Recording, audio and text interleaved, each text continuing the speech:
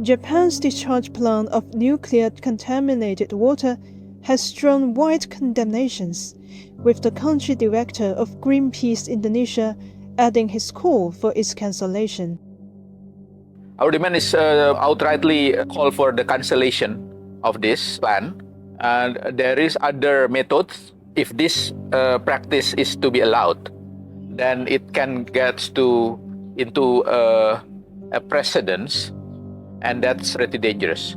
I think Japanese government needs to have wide acceptance, social, political acceptance from different stakeholders within Japan and outside of Japan.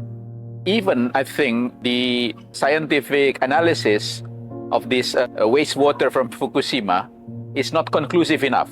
There are still other scientists who actually taking much more cautious positions or even critical positions, because we're talking about a substance that will probably have more than 1,000 years to dissolve to nature, and the potential damage to the environment and to human being can be quite disastrous. Simanjuntak warned of radioactive buildup in the food chain and urged to weigh the long-term impacts and costs of nuclear waste disasters.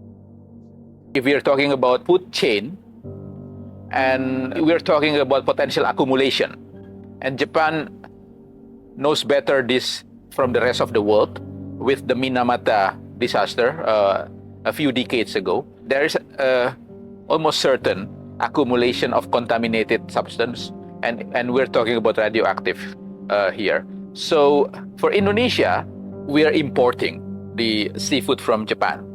We shouldn't be limiting ourselves in terms of the direct costs. We're talking about potential disaster, potential nuclear waste disaster, which will take enormous amount of funds or budgets or money to handle if it takes place.